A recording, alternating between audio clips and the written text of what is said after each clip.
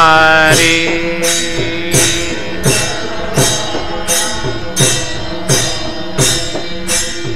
हरे जय जय राम कृष्ण हरे हाँ हाँ हाँ जय जय राम कृष्ण हरे हाँ हाँ हाँ हाँ जय जय राम कृष्ण जय जय राम कृष्ण जय जय राम कृष्ण हरे जय जय राम कृष्ण हरे जय जय राम कृष्ण हरे राम कृष्ण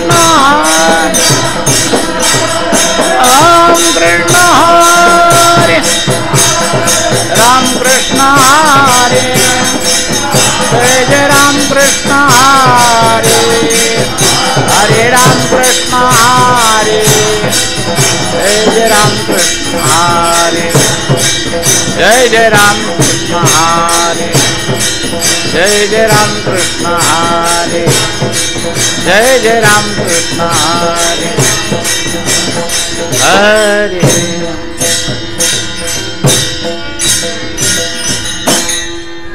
रूप पाहता लोचनी लोचनी रूप पाहता लोचनी लोचनी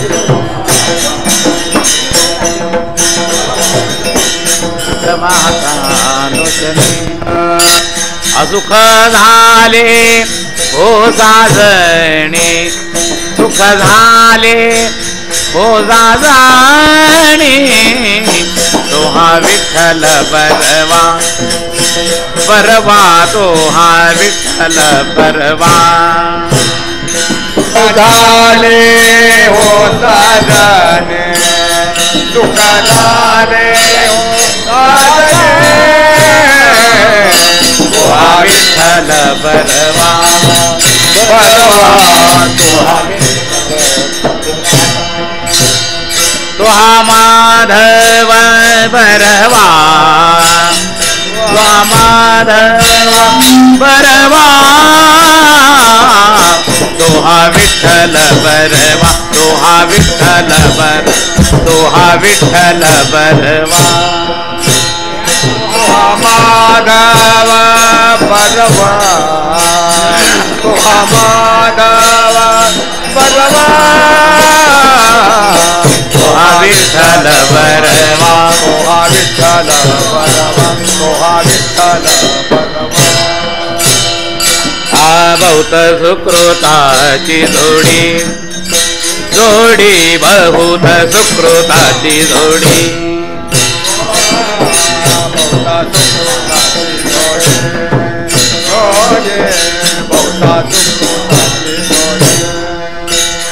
म्हणून विठ्ठली आवडी म्हणून विठ्ठली आवडी तो हा विठ्ठल बरवा तो हा विठ्ठल बर तो हा विठ्ठल बरवा म्हणून विठ्ठले आवडे म्हणून विठ्ठले आवडे तो हा विठ्ठल बरवा तो हा विठ्ठल बरवा तो हा विठ्ठल बरवा तो हा माधव बरवा तो हा माधव बरवा तो हा विठ्ठल बर तो हा विठ्ठल बरवा तो हा विठ्ठल बरवा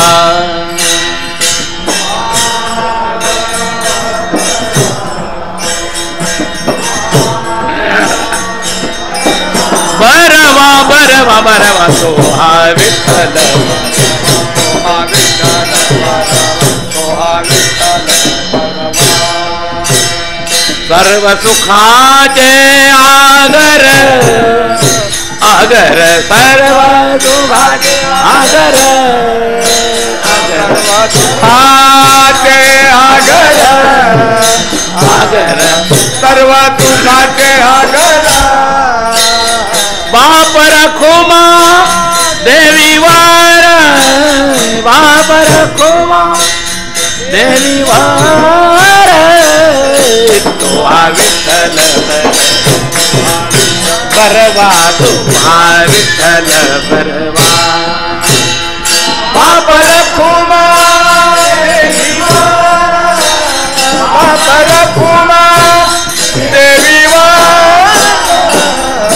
तोहा विठ्ठल बरवा तोहा विठ्ठल बर तोहा विठ्ठल तोहा माधव बरवा तोहा माधव बरवा तोहा विठ्ठल बर तोहा विठ्ठल बर तोहा विठ्ठल बरवा तुहा माधव बरवा तुहा माधव बरवा तुहा विठ्ठल बरवा तुहा विठ्ठल बरवा तुहा विठ्ठल बरवा जय जय राम कृष्ण हरी जय जय राम कृष्ण हरी जय जय राम कृष्ण हरी जय जय राम कृष्ण हरी राम कृष्ण हरी जय जय राम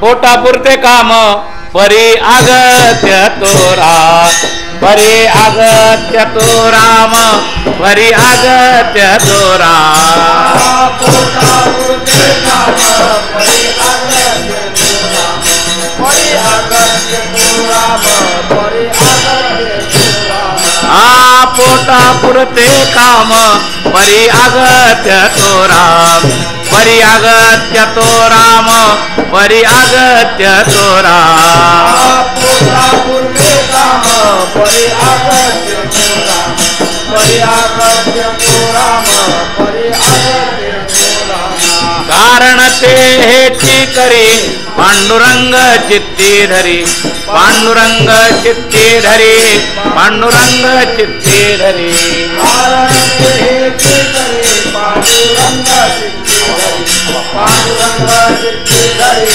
पांडुरंग चित्ती धरी प्रारब्धी हेवा देवी तो जोडायची ते सेवा जोडी देवाची ते सेवा जोडी देवाची ते सेवा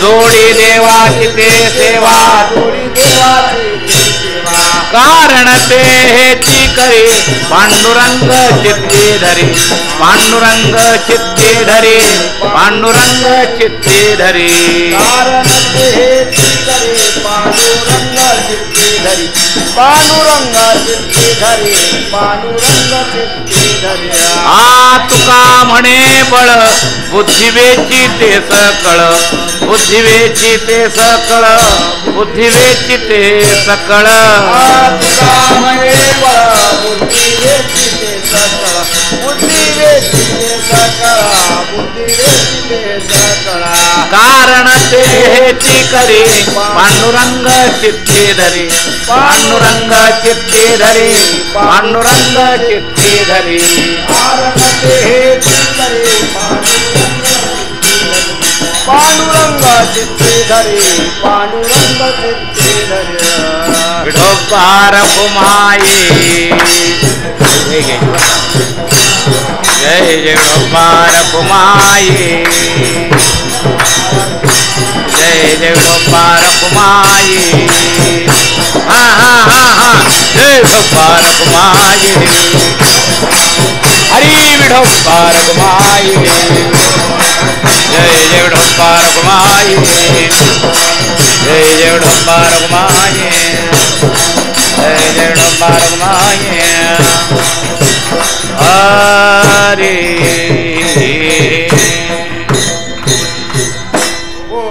पोटापुरते कामा पोटापुर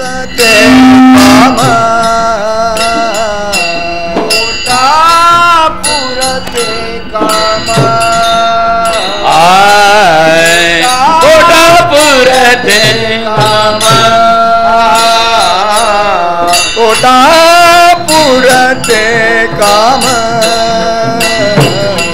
पोटा काम पुरते काम पोटा पुरते काम परियागत तो राम परियागत तो राम कारण ते कारण ते करे परियागत तो राम परियागत तो राम कारण ते कारण ते पोटा पुरते काम पोटा पुरते काम पोटा पुरते काम पोटा पुरते काम परियागत तो राम परियागत तो राम कारण ते करे कारण ते परियागत तो राम परियागत तो राम कारण ते करे कारण ते पांडुरंग चित्ती धरी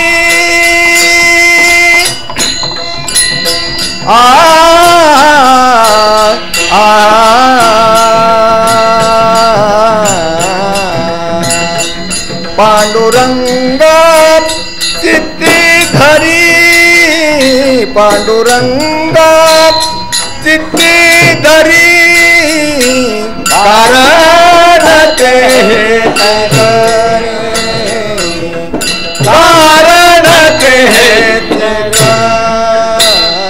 पांडुरंग चित्ती धरी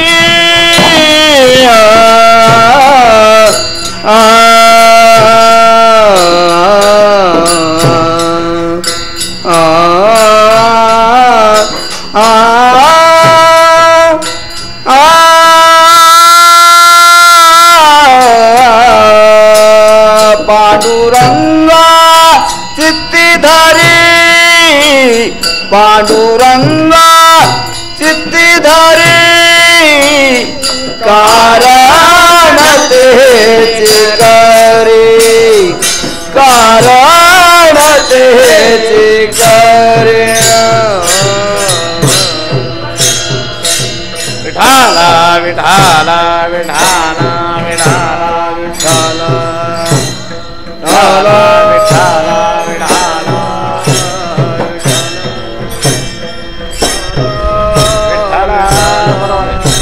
विठाला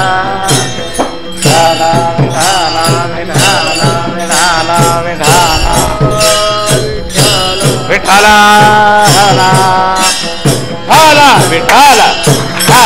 विठाला विठाला विठाला बोला पुंडलिक वरना ज्ञानदेव ज्ञानेश्वर महाराज विठाला विठाला विठाला विठाला विठाला विठाला विठाला विठाला विठाला हर विठाल विठाल विठाल विठाल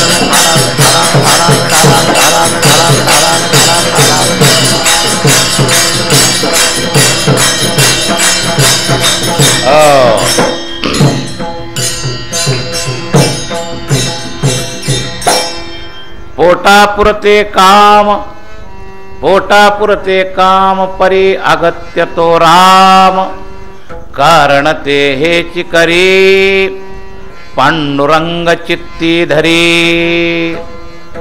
प्रारब्धी हेवा जोडी देवाची ते सेवा, कारण ते हेची करी पांडुरंग चित्ती धरी. तुका म्हणे बळ बुद्धी वेची ते सकळ, कारण ते हेची करी पांडुरंग चित्ती धरी. विठाला विठाला विठाला विठाला विठाला विठाला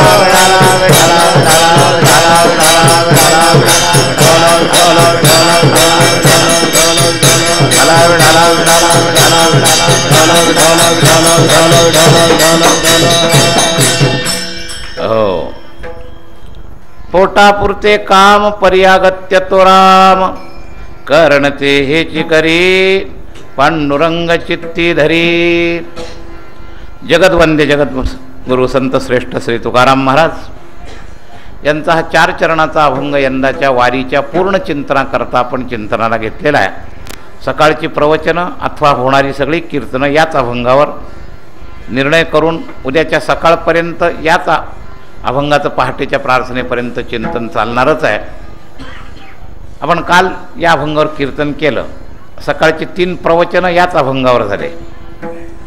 अर्थात संतांचे अभंग घागरमे सागर असे असतात, त्यामुळं त्याच्यातलं चिंतन कधी संपत नाही. खोल बुडी घेणाऱ्याला जसे नवीन नवीन मोती सापडतच असतात समुद्रामध्ये, तसं या संतरूपी विद्यासागरामध्ये जर बुडी घेणारा खोल असेल तर अनंत रत्न सापडतच असतात. भगवान आज जशी बुद्धी देतील, जी खोली गाठायला बुद्धीला मदत करतील, त्याप्रमाणे आपण त्याचं चिंतन करणार आहोत. पोटापुरते काम परी अगत्य तो राम. मुख्य संकेत आहे आपल्याला जो माघ आपण वाहवत कुठं चाललेलो आहोत.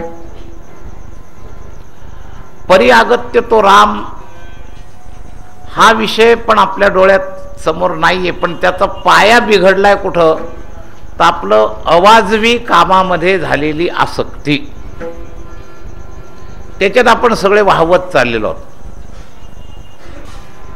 आणि म्हणून पहिलं संयमन, पहिलं कंट्रोल जर कुठं करायचं असेल तर या पॉइंटवरच आहे. पोटापुरते काम. हे जे सवड नाही, कलियुगाच्या चुस्त वातावरणामध्ये कोणाही विषयाला सवड नाही आमच्याजवळ, हे जे उत्तर आहे, ती सवड गेली कुठं, तर पोटापेक्षा जास्त पसारा आपला आपण वाढवून ठेवला, त्याच्यात गेली सगळी सवड. विठाला विठाला विठाला विठाला विठाला विठाला विठाला विठाला विठाला. म्हणून संत पहिल्यांदा आपल्याला सावधान करतायत. अगदी सामान्य ते सामान्य लहान मुलापासून, गृहस्थ्यांपासून तर संन्याशापर्यंत या अभंगाचं चिंतन उपयोगाचं आहे. पोटापुरते काम. वेगवेगळ्या कामाच्या पोटाचे विस्तार मी काही सकाळी सांगितले. आमच्या संन्यासाच्या दृष्टीनं सुद्धा ती तयारी करूनच मी माझा सर्व पसारा आटोपण्याचं काम केलेलं आहे. पोटापुरते काम, पोट पुरलंय आता.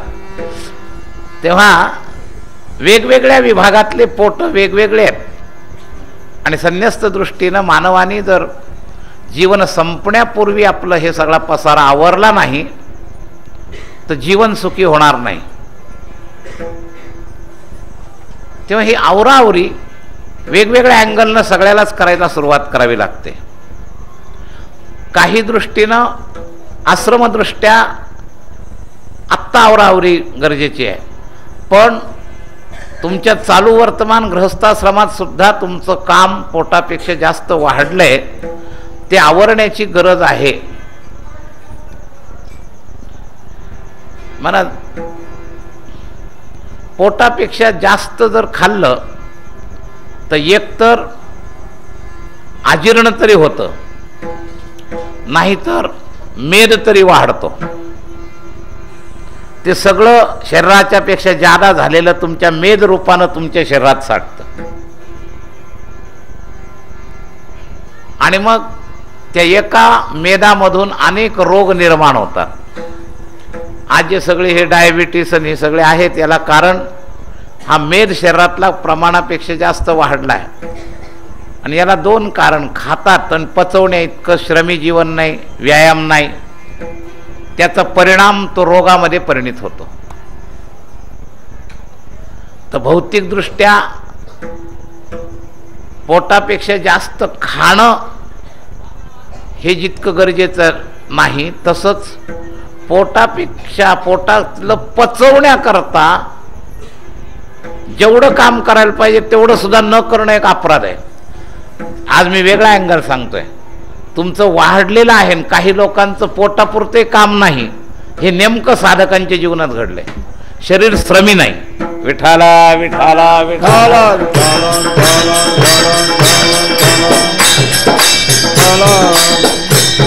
पोटापुरतं काम दोन्ही असतं नाही, आवश्यकतेच्या अर्थानं आणि पचण्याच्या अर्थानं सुद्धा.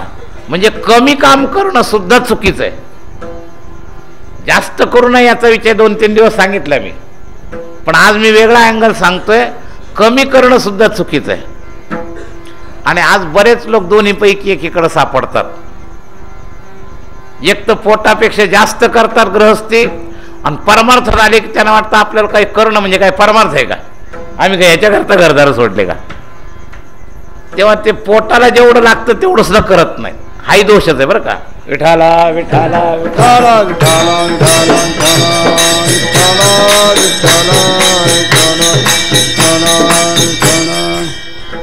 कारण रामाच्या अगत्य करता जी एनर्जी पाहिजे ती सुद्धा मिळायकरता, संतुलित राहण्याकरता पोटापुरतं काम केलं पाहिजे. आमच्या शरणानंदाचा सिद्धांत आहे, व्यवहारी जीवन शरीर श्रमी, मन संयमी, बुद्धि विवेकवती, हृदय अनुरागी तथा अहम को अभिमान शून्य करके अपने को सुंदर बनाना. हा शरणानंदांचा व्यवहारी सूत्राचा नियम आहे, फार चांगला नियम आहे. तर श्रमी जीवन नसणं म्हणजे पोटाला गरज असेल तेवढं सुद्धा पचवण्या इतकं काम न करणं, आणि त्याचाच दुसरा परिणाम रोग होऊन अगत्य रामाच्या भजनामध्ये व्यत्यय येणं. विठाला विठाला विठाला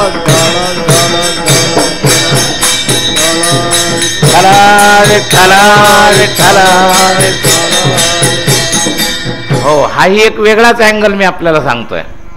म्हणजे जादा मुख्य संकेत आहे तो सोस आवरण्याकरता आहे, पण दुसऱ्या अंगानं गौण संकेत करतोय की कर्मयोग पोटा इतका सुद्धा न करणं याने तुम्हाला पुढचं सुद्धा सिद्ध व्हायला, साधन सिद्ध व्हायला अडचण येईल, हे लक्षात घ्या.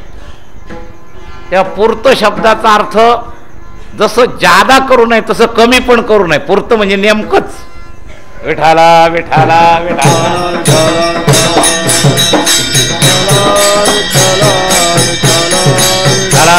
विठाला विठाला विठाला. हा वेगळ्या लोकात, त्यातले किती आत्ता इथं लोक आहे मी सांगू शकत नाही, पण विद्यार्थी वर्गामध्ये आजकाल अवेळी अनावश्यक आळस वाढत चाललेला आहे. हे सुद्धा अगदी सत्य आहे. अवेळी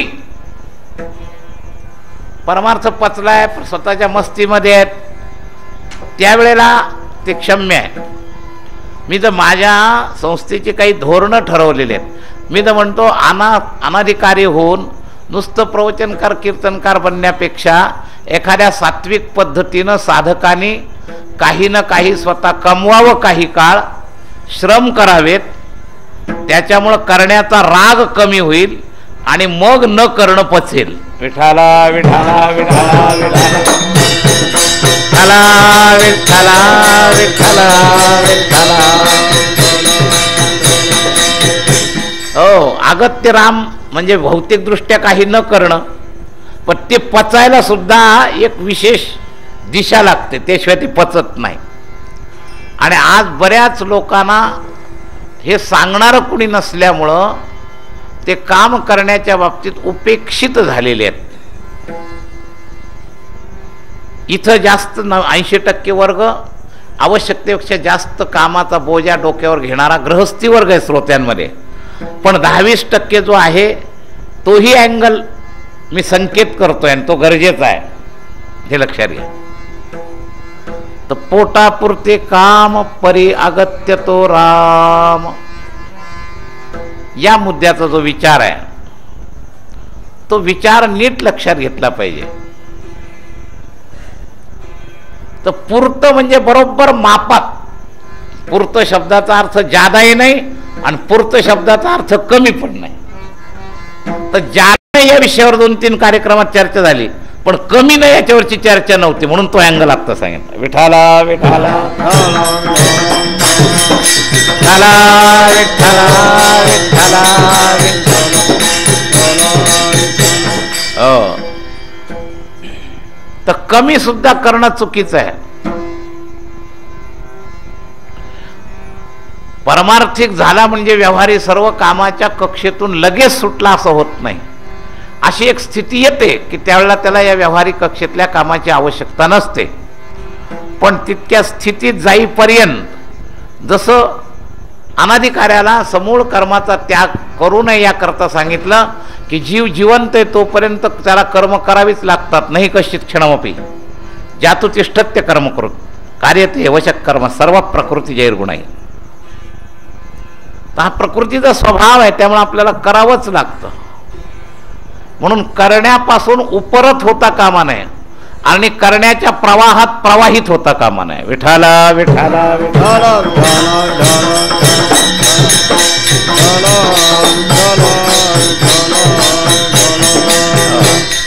बरोबर स्वतःला सावरता आलं पाहिजे.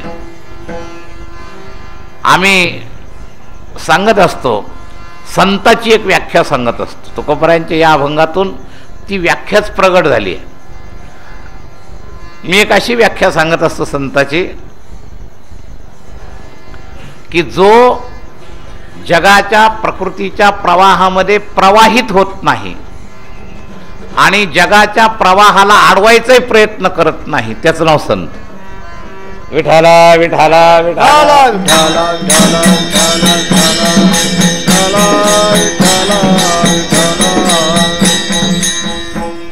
असा सिद्धांत आहे. विरोधाच्या रूपानुसार त्याचा संबंध जोडला जातो. एखाद्या विकाराच्या त्यागानं जसा भोगानं त्याचा संबंध जोडला जातो तसं त्याचा त्याग सुद्धा विवेक स्तरावर नसेल तर रागद्वेषानं त्याचा संबंध उलट पकडला जातो. विढाला विढाला विढाला.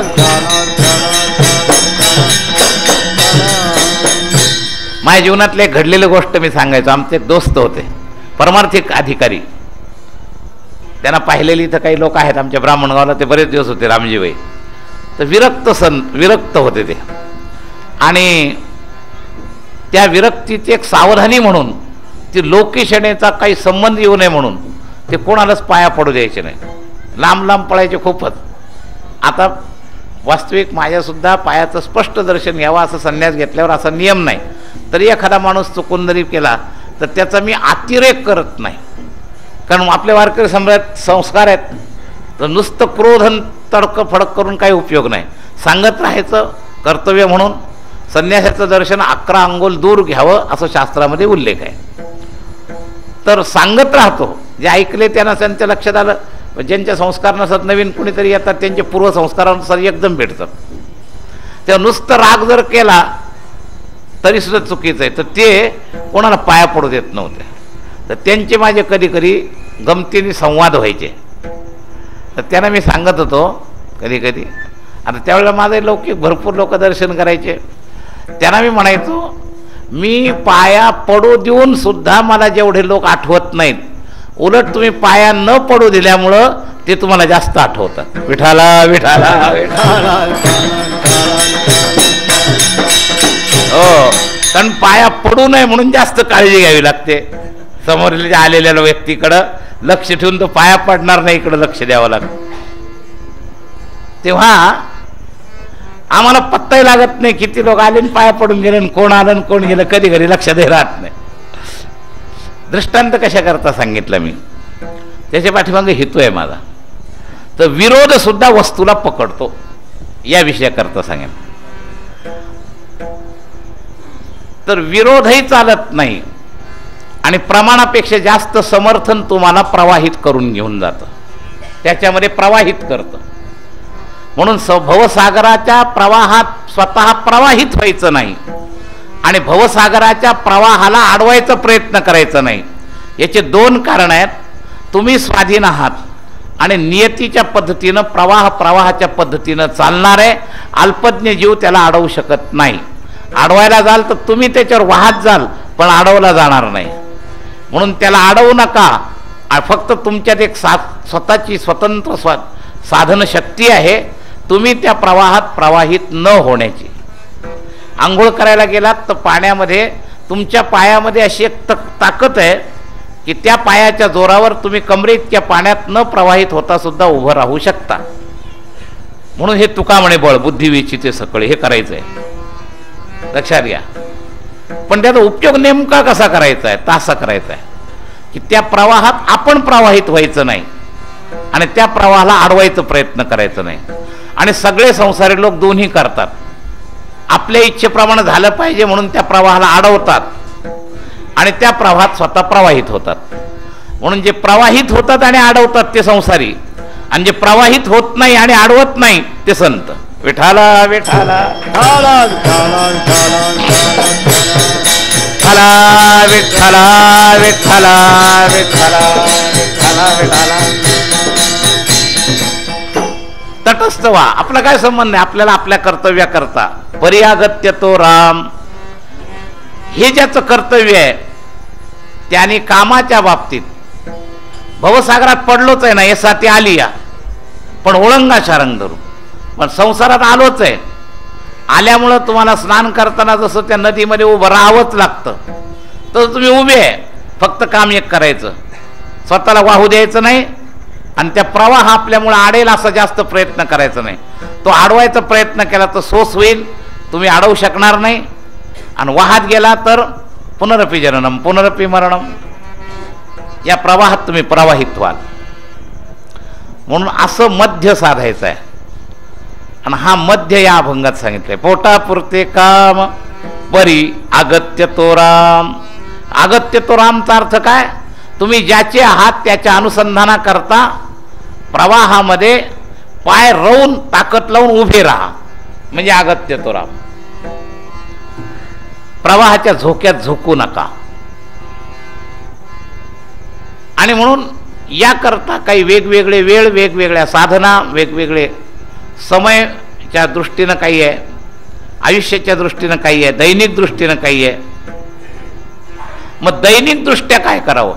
अगत्य तो राम म्हणजे आपल्या रोजच्या नित्यनेमाला प्राधान्य द्यावं.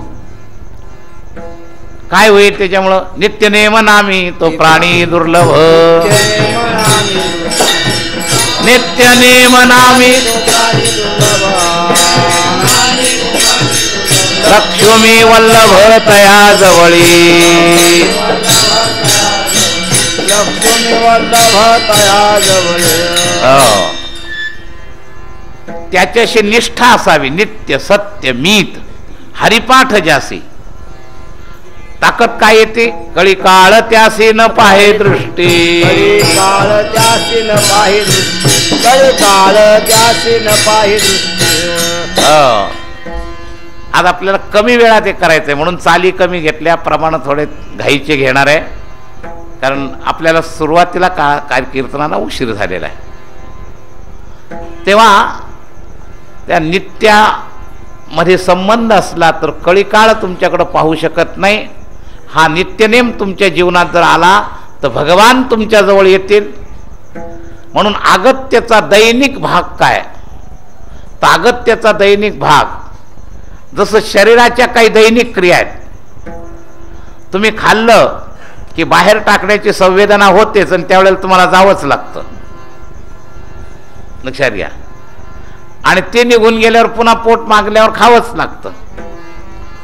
तर खाणं आवश्यक आणि खाल्लेल्याचा मैल दूर करणं आवश्यक, लक्षात घ्या. तर आवश्यक काम करा. पोटापुरतीचा दुसरा एक अर्थ आहे, ज्याच्या वाचून ही सर्कल रिंग सर्कल आडणार आहे तेवढं काम करा. व तुमच्या जीवनाची जी जी रिंग असेल, सर्कल तुमचं आश्रम सर्कल, देह सर्कल, हे जे जे असेल त्याच्यात जेवढं जेवढं आवश्यक आहे तेवढं करणं म्हणजे पोटापुरते काम. वर्ण सर्कल, आश्रम सर्कल, धर्म सर्कल हे वेगवेगळं तुमची रिंग आहे एनर्जी सर्किट करण्याची, वेगवेगळ्या अँगलची एनर्जी आहे. जसं देहाची एनर्जी सर्किट करण्याकरता अन्न गरजेचं आहे, तसं संस्कृतीची एनर्जी सर्कल एनर्जी चालू राहण्याकरता धर्मसंस्कृतीची गरज आहे, धर्माच्या आचाराची गरज आहे, परमार्थाकरता उपासनेची गरज आहे, तत्वज्ञानाची गरज आहे. तर हे सगळे सर्कल चालले पाहिजे. तर याकरता जे करणं आहे ते पोटापुरतं काम. पोटापुरतं काम म्हणजे फक्त हात आणि पायद्वारा ज्या क्रिया केल्या जातात त्यालाच कर्म म्हणतात असं नाही. हे स्थूल देहाचं कर्म आहे. सूक्ष्म देहामध्ये मनबुद्धीद्वारा सुद्धा कर्म केलं जातं. त्या कर्माचे विविध भाग आहेत, पण त्या सगळ्याला हा सेन्सर लावायचा. पोटापुरते काम, आध्यात्मिक पोट, स्थूल देहाचं पोट, सूक्ष्म देहाचं पोट, कारण देहाचं पोट, या सगळ्या पोटांमध्ये जे आवश्यक आहे तेवढं करणं. म्हणून पोटापुरतीची व्याख्याच हे सगळ्या कार्यक्रमात जरी सांगत बसलो तरी पुरी होईल का नाही शंका आहे. आपलं पोट आपल्याला कळतच नाही कोणत्या वेळेचं काय काम करायचं आहे. आणि एका पोटाची आवश्यकता असताना दुसऱ्या पोटाचं सुद्धा आवश्यकता आपल्याला सांभाळावी लागते.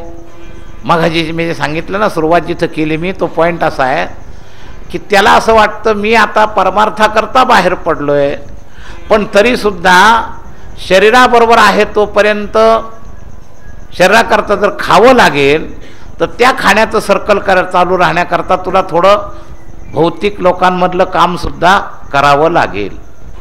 तुझं ते कर्तव्य आहे. आळशी होशील तर काम चालणार नाही, म्हणून कमी चालणार नाही हे सांगितलं आजचा अँगल विशेष. जादा तर आहेच, ते कमी करा हा तर मुख्य संकेतच आहे या अभंगातला. प्रधान अर्थ जो आहे तो जादा आखडा या करता आहे. पोटापुरते कामचं तुकोबरायांच्या मनातला मुख्य अर्थ काय? संतांच्या वाणीमध्ये घागरमे सागर असतातच अर्थ काढणाऱ्या करता. जसं ड्रॉइंगचं चित्र कोणत्याही दिशेनं पाहिलं तरी आपल्याचकडं पाहिल्यासारखं वाटतं, तसं संतांच्या वाणीमध्ये ही शक्ती आहेच की तो ज्या ज्या आश्रमात ज्या ज्या परिस्थितीतला असेल त्याला त्याला त्याच्यातले वेगवेगळे अर्थ समजू शकतात.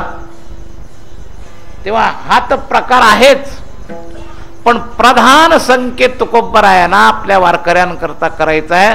निष्ठेची वारी चालण्याकरता त्याला आड काय येतं, तुमची सवड कुठं आडते, तर या सोसमध्ये सगळे आडलेली आहे सवड. आणि म्हणून सगळे ढाल करतात. काय करावं महाराज, याची इच्छा आहे पण वेळच मिळत नाही. आणि त्याच्याहीपेक्षा पुढचे पॉलिटिकल मंडळी असतात बरं का, हे तरी थोडे मध्य जरा प्रामाणिक, पण दुसरे आतला विचार वेगळाच असतात आणि तुम्हाला सांगतात आम्हाला पांडुरंगाचं बोलवणंच नाही म्हणतात. हे जादा डांबरट बरं का, ही मंडळी जादा डांबरट आहेत. सरळ सरळ मला कामामुळे वेळ मिळत नाही म्हणणारे तरी बरे, पण हे जे वकिली करणारे जे आहेत ना हे फार डांबरट.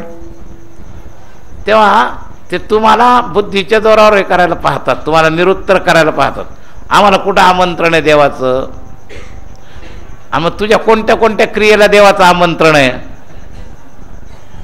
मग तू तुझ्या इच्छेनं काही करतो का नाही, का काहीच करत नाही, का सगळं स्वतःच्या इच्छेनंच करतो. तेव्हा हा पॉलिटिकलपणा जास्त दंभ आहे, सफाई जादा झाली. तेव्हा ही तर करूच नका. एक वेळ स्वतःशी प्रामाणिक राहून त्यामध्ये कल्पनेचा वेळ नाही हे म्हणणारे बरेच आहेत, त्यांना सत्संगाचा उपयोग होईल. कल्पनेनं आपण निर्माण करतो काही उणीवा, निर्माण केल्या जातात. जसं व्यापारी आपला फायदा मिळवण्याकरता काही वस्तूंची पोकळी निर्माण करतात,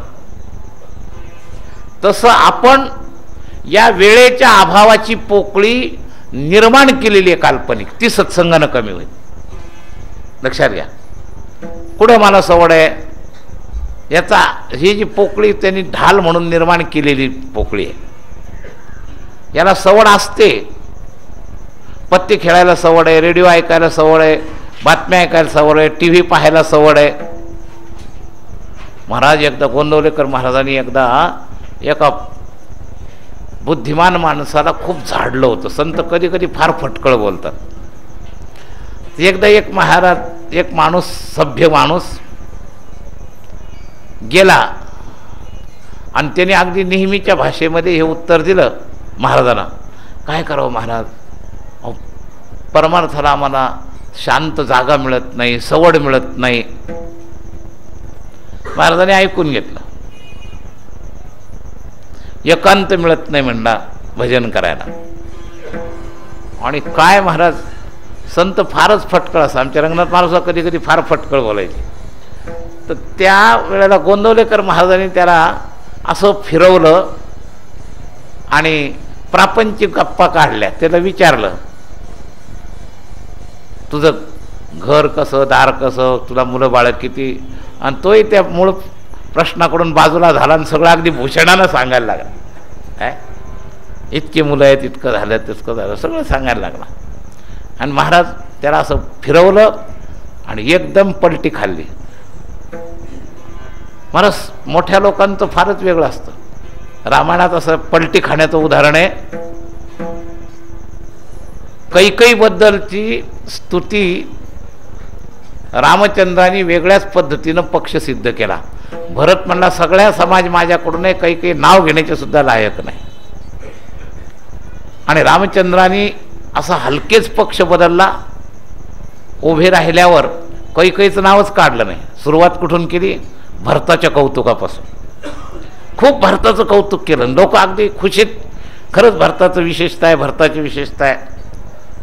आणि असं शिखरावर भाषण नेलं आणि सगळ्या समाजाला असं उलटं पाडलं एकदम.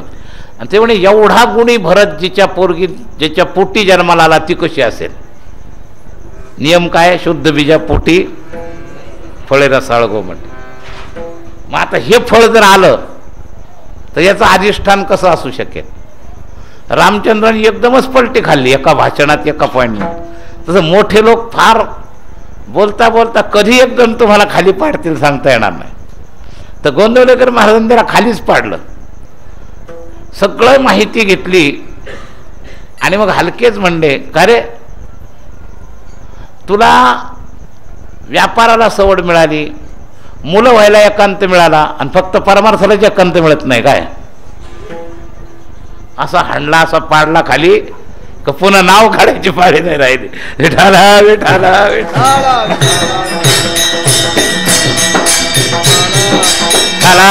विठाला विठाला विठाला.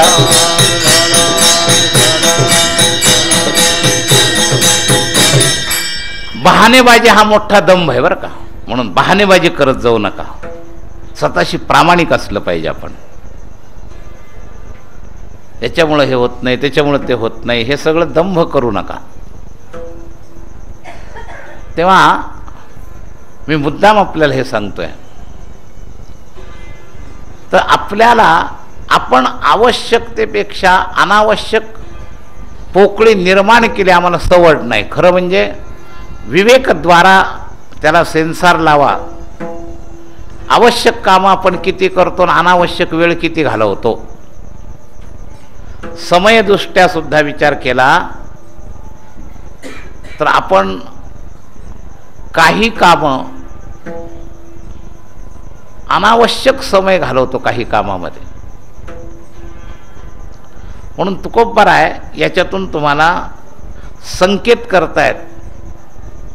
वारीचा प्रमाद काढायचा असेल, वारी चुकू नये असं वाटत असेल तर देवाला प्रार्थना जरूर करा, पण स्वतःच्या बाबतीत हा पेपर पास करा. पोटापुरते काम प्रार्थना करायपर्यंत पाळीच येणार नाही. या पेपरमध्येच काम होऊन जाईल. वारी चुकवून दे हरी ही तळमळ करावी का, तर मायेच्या ताकदीच्या बाबतीत आपला पुरुषार्थ कमी पडतो म्हणून प्रार्थना करावी. पण ही प्रार्थना तो करू शकतो की ज्याने आपलं पहिलं कर्तव्य बरोबर पार पाडलेलं आहे. तुकोबर आहे जेव्हा समचरण दृष्टी प्रार्थना करतात त्यावेळेला पहिलं विवेकाचा सिद्धांत सांगतात.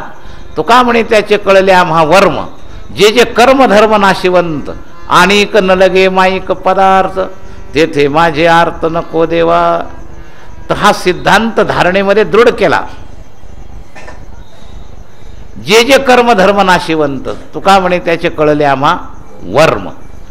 आणि मग या वर्माच्या धारणेवर अधिकार निर्माण झाला. समचरण दृष्टी विटेवरी चाजिरी, तेथे माझे हरिराव. तर पंढरीचा वारकरी वारी चुको न दे हरी ही प्रार्थना करण्याचा अधिकार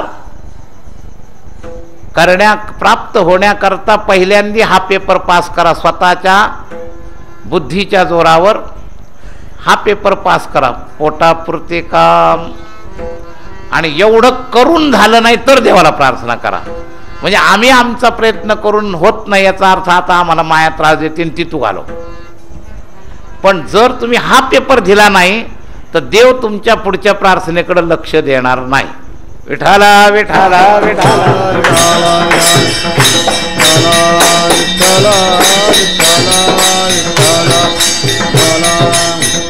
प्रार्थनेच्या रूपानं सुद्धा पूर्ण करून घेण्याकरता काही विशेष अधिकार यावा लागतो. आणि म्हणून संतांच्या या वाक्याकडे लक्षात ठेवा. पहिला हा पेपर पास होण्याचा अधिक प्रयत्न करा. पोटापुरते काम याचा आधी प्रयत्न करा. आपल्या कामाला आपण सेन्सर लावला पाहिजे. दैनिक कामाच्या बाबतीत किती वेळ प्रापंचिक कामा करता द्यायचा.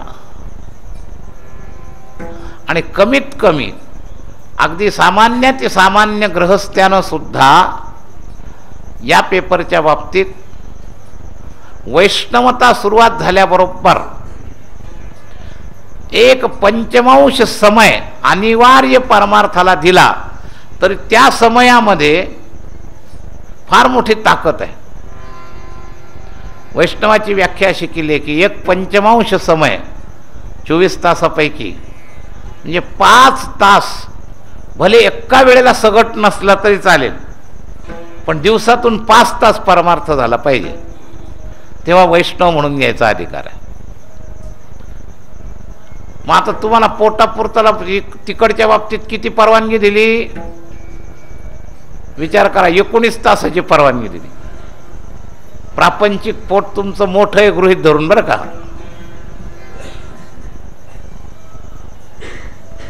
तर तरी सुद्धा एवढे सुद्धा आम्ही करत नाही. बस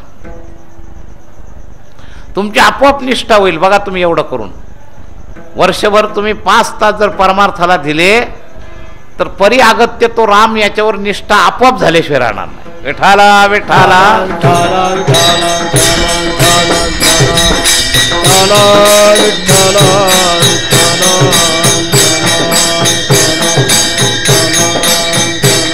हो ही तपश्चर्या आहे. नुसतं ओरडू नका. तुम्ही तुमच्या बाजूने स्वतःहून पहिला परमार्थ काय केला. तर पोटापुरताचं पुष्कळ अपेक्षा 3/4 आश्रम व्यवस्थेमध्ये पार वानप्रस्थापर्यंत म्हणजे 3/4 आणि दिवसामध्ये दैनिकमध्ये 5 तास आणि उरलेले सगळे प्रपंचाला म्हणजे 3/4. म्हणजे संतांनी तुमच्या पोटाच्या बाबतीतली काळजी विचारपूर्वक केली की नाही एवढा विचार करा. तुमच्यावर अन्याय नाही केलेला. 19 तास तुम्हाला दिले, फक्त 5 तास सांगितले. पण तेवढं सुद्धा आम्ही करत नाही. महाप्रमाद किती आहे. आणि जर तेवढं करत नसलो तर अगत्य ही व्याख्येला आपण लायकच ठरत नाही. पुढं पुढं तर हे 19 तास सगळे परमार्थातच जिरतात. दिनरजनी हाची धंदा पुढं असं होतं. पण सुरुवात तुम्हाला पोटापुरते करता इतकी ढिलाई केली, फक्त 1/5 आम्ही समय देत नाही. म्हणजे पोटापुरतं काम करा म्हणजे जगाच्या ईर्षेमध्ये फार थोडं कमवा असंही संत म्हणले नाही. 19 तास आणि आयुष्यातले वानप्रस्थापर्यंत 50 वर्ष एवढं दिलंय तुमच्या पोटाच्या मर्यादेकर. आणि तरी धर्मदृष्ट्या जे करायला पाहिजे त्याही वेळेत आम्ही सावध होत नाही. म्हणजे आमचं पोट किती हावरट आहे, भरतच नाही मरायच्या शेवटच्या घटकेपर्यंत.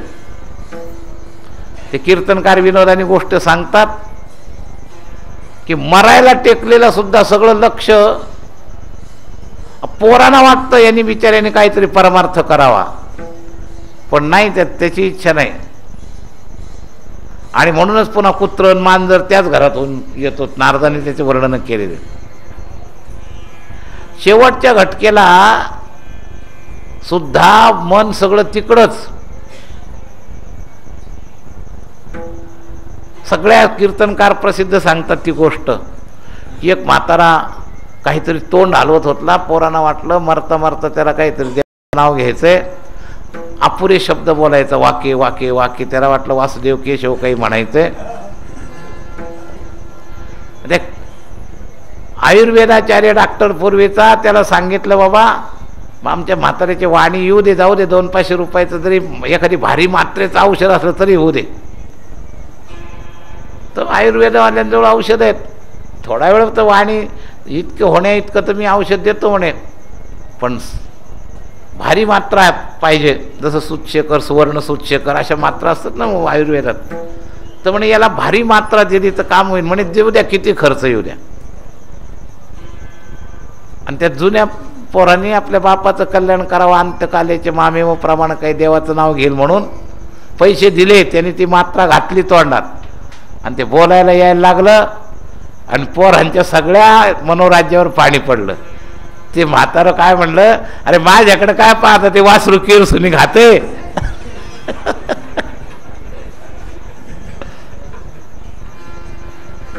500 रुपये गेले, वासर किरसुनी करता गेले बरं का. विठ्ठल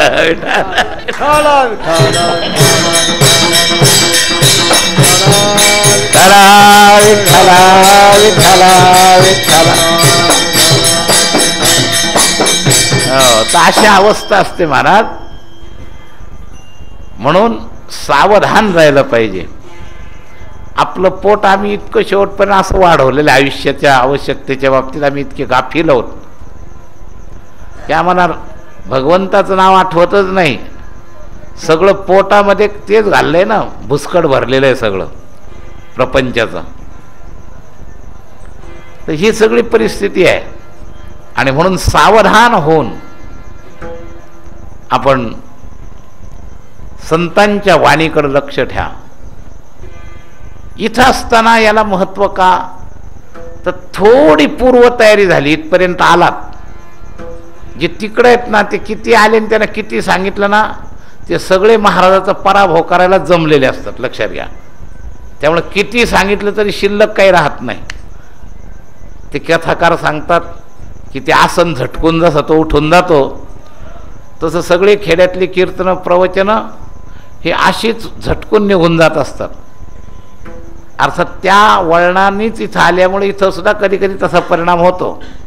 आता आमच्या त्या अधिवेशनात लोक सांगत होते, तर त्यांनी ते ऐकायच्याबद्दल सांगितले एकाने गोष्ट. गोष्ट मोठी मजेशीर आहे. एका माणसाने एक नोकर ठेवला म्हणे आणि चांगला पगारानं ठेवला. मी सांगल ते ऐकायचं एक कबूल करून, आणि तो कबूल झाला. दुसऱ्या दिवशी बरंच काम सांगितलं आणि यांनी काहीच केलं नाही. ते चिडला, म्हणला मी तुझ्या मनाप्रमाणे पगार दिला आणि काहीच करत नाही. म्हणजे तुम्ही आम्हाला का बरं रागवता? रागवू नका म्हणला. रागवू नाही तर काय करू, तुला सकाळी सांगितलं आमकं काम कर, झाडून घे, तमकं कर, काही करत नाहीस. ते काय म्हणलं, ते अहो म्हणलं मी बरोबर, ते आम्ही त्या एका स्वल्पविरामाची गोष्ट सांगत असं चोराची, मी चोरी करणार नाही, केल्या शिक्षा करा. ते वाचनाचा दोष, तसा इथं ऐकण्याचा दोष. तेव्हा त्याने सांगितलं की मी तुम्ही मला काय सांगितलंय, मी तुम्हाला काय कबूल केलंय, तुम्ही सांगायचं मी ऐकायचं. आता मी बसलोच आहे, तुम्ही किती सांगत राहा मी ऐकतच राहील म्हणतो. म्हणून आम्ही ते ऐका ऐका भाविक जनचे दोन अर्थ सांगत असतो. एक अर्थ सांगताना श्रवण इंद्रियाची क्रिया आणि दुसरी अर्थ सांगताना अनुकरण.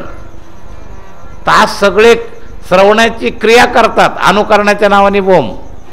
सगळं धर्माविषयी ऐकतील, परमार्थाविषयी ऐकतील, पण फक्त पहिल्या नंबरचंच ऐका आम्ही पुरं करतो.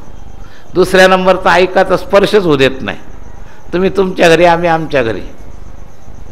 फारच व्यवहारातलं त्याची प्रत्युत्तर फलश्रुती द्यायची ठरली तर महाराज कीर्तन फार चांगलं झालं, तू काय घेतलं?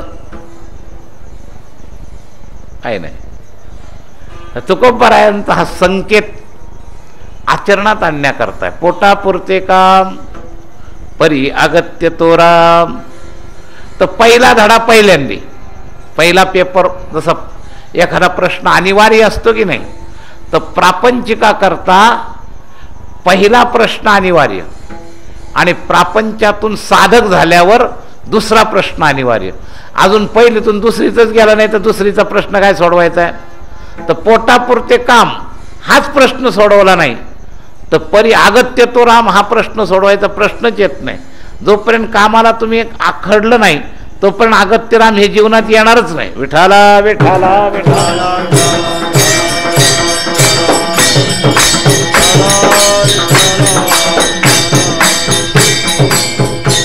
तुमच्या जीवनात राम आहे पण अगत्य म्हणून नाही, साईड बाय साईड. सवड असेल तेव्हा असं आहे, तेव्हा अगत्य तो राम. खरं तुकोबरायांना हे केंद्र सांगायचंय, पण हा पेपर पास होण्याकरता पहिली साधना सांगायची आहे, पोटापुरते काम. पण याला सांगणंच पर्याप्त आहे. अगत्य तो रामला नुसतं सांगून उपयोग नाही. म्हणून मग त्याच्याकरता पुढच्या स्टेप आहेत. पुढचा जो सगळा अभंग आहे 3.5 चरण, हे अगत्य तो राम करताय. आणि पहिल्या करता फक्त डायरेक्ट आज्ञा आहे तशी तुम्ही आचरणात आणा आणि कामाला सेन्सर लावा की निषेधात्मक साधना संपली. आणि विधेयात्मक साधना करता 3.5 चरण. विठाला विठाला विठाला.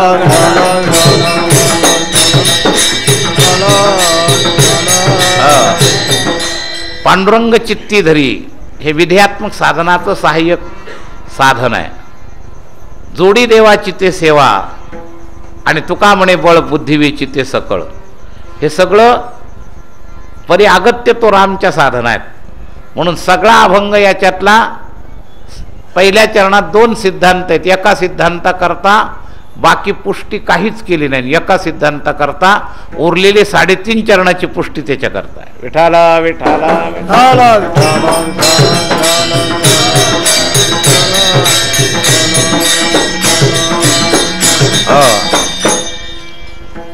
तर फक्त तुमची इच्छा दृढ करून तुम्ही तुमच्या इच्छेनं स्वइच्छेनं कामाला सेन्सर लावा, आवरा. तर पोटापुरते काम हा पेपर पहिला पास करा. वारीला येऊन दुसऱ्या वेळेला काहीही कारण उरू नये, न येण्याचं कारण सांगता येऊ नये, असं करण्याकरता विधेयात्मक साधना तुम्ही किती करणार आहात त्याच्यापेक्षा प्रतिबंध करणारी ही मुख्य साधना ही आहे. पोटापेक्षा जास्त कामाचा बोजा माझं माझं काबाड ओझं जे डोक्यावर घेतले, नका घेऊ भार धर्म तोची सार, जगजोगी जगजोगी जाग जाग बोलती. मला याच्यावर आम्ही सांगत असतो. आणि तो भार न विचारता घेतलेला आहे, नुसता भार घेतलाय असं नाही बरं का. तो न विचारता भार घेतलेला आहे, संसाराचा बराचसा भार. आणि त्याचाच परिणाम आहे आम्हाला ही जन्म मरणाची कैद होते. आम्ही त्या याच्यात कीर्तनात एक गोष्ट याच्यावर सांगत असतो. ते मुस्लिम समाजाची वेळ नाही घालवणार मी, फक्त संकेत करून जाणार. केवळ दुसरा अभंग असताना त्याचंच मुख्य चरण असतं तर त्याला भरपूर वेळ दिला असता. इथं आपलं ते मुख्य नाही आहे म्हणून त्याला फक्त संकेत करून जाय. तर त्या मुसलमान समाजामध्ये प्रेतयात्रा निघाली तर खांदा द्यायची सवय असते. प्रत्येक गल्लीतून प्रत्येकाचं कर्तव्य, जसं आपल्याला मौतीला जावं आपल्यातही जसा नियम आहे तसं त्यांच्यामध्ये कमीत कमी त्या प्रेताला खांदा थोडा वेळ का होईना द्यावा. एकदा अशी अडचण झाली, हुशार मंडळी डोकेबाज, त्यांनी एका सावकाराचा खून केला आणि पचवाय करता त्याच्यातले एकाने शक्कल काढली आणि बरोबर मुसलमानाची तिरडी तयार केली. सगळे वेश मुसलमानाचे घातले, लुंग्या घातल्या आणि ते प्रेत घेऊन निघाले मुसलमानाच्या गल्लीनं. आता ते न विचारताच भार घेणारे, एक खांदेकरी आला की एक सुटला, एक खांदेकरी आला की एक सुटला. आणि प्रसंग मोक्याच्या वेळेला काय झालं तर त्या सावकार मेल्याची बातमी तिथलच्या घरातल्या सकाळीच पोलीस स्टेशनला गेली. पोलीस स्टेशननं सगळं सीमा सीलबंद केलं, सीमा थांबवल्या आणि नेमकं त्याच वेळेला ही प्रेत यात्रा तिथं आली. आणि तपासाय करता पोलिसांनी सांगितलं थांबा, आम्हाला आज ऑर्डर आहे आज. आणि ते उघडली तिरडी तर त्याच्यामध्ये तो सावकाराचा खून. आता जे त्यावेळेला खांद्याला जोडलेले होते ना, त्यांना काहीच माहीत नव्हतं वर काय.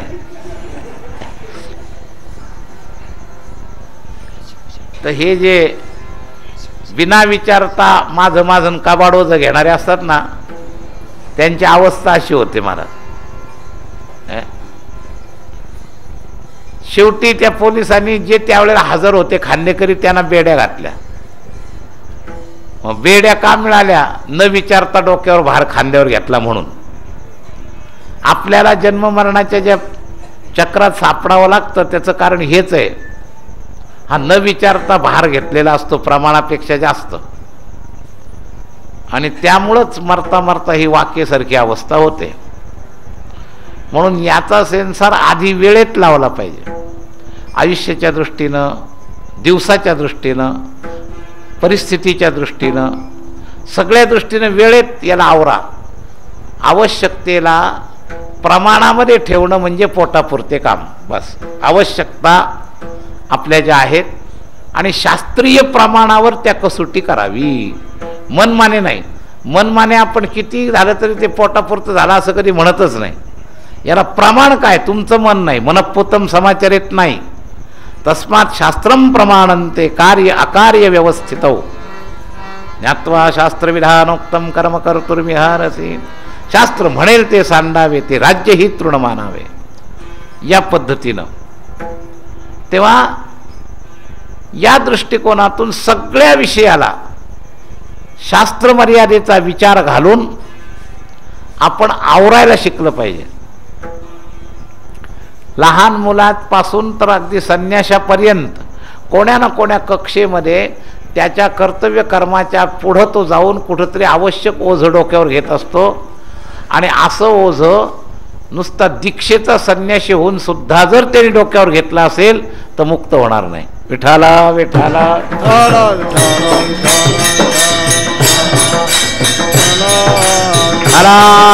विठाला विठाला. हो, म्हणून हे ओझं दूर करण्याची सगळ्यांची जबाबदारी आहे.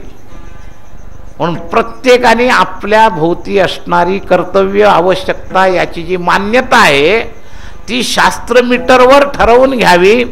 आणि शास्त्राने जेवढी परवानगी दिली आहे तेवढंच आपल्याजवळ ठेवावं. ज्या त्या वर्णव्यवस्थेनुसार, आश्रम व्यवस्थेनुसार, देशकाल परिस्थितीनुसार शास्त्राने त्या व्यक्तित्वाला त्यावेळेला जे प्रमाण लावलेलं आहे त्या प्रमाणात आपलं जीवन संतुलित करणं म्हणजे पोटापुरते काम. अशी दोन लांबलचक वाक्यामध्ये खरी व्याख्या झाली त्याच्यात, लक्षात घ्या. तर एवढा पेपर जर तुम्ही पास केला तर तुमच्या बाजूनी कर्तव्य प्रपंच सोडण्याच्या बाबतीतलं संपलं. मग तेवढा पेपर पास करून जर तुम्हाला काही अडचण आली तर जरूर प्रार्थना करा, देव तुम्हाला मदत करेल. आणि प्रार्थना आणि हे कर्तव्य या दोन्हीची शक्ती मिळाली की तुमच्या जीवनामध्ये अगत्य तो राम हेच शिल्लक राहील. विठाला विठाला विठाला.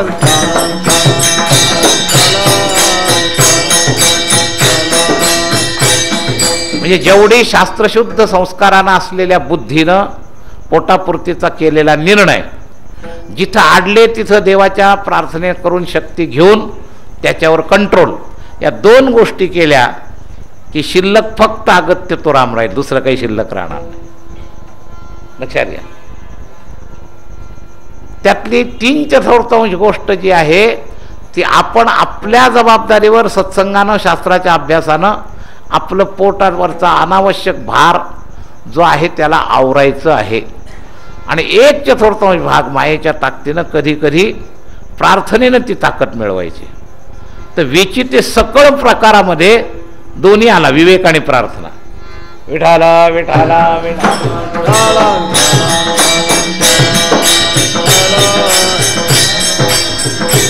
शेवटचा जो भाग आहे ना, तुका म्हणे बळ बुद्धी विचिते सकळ.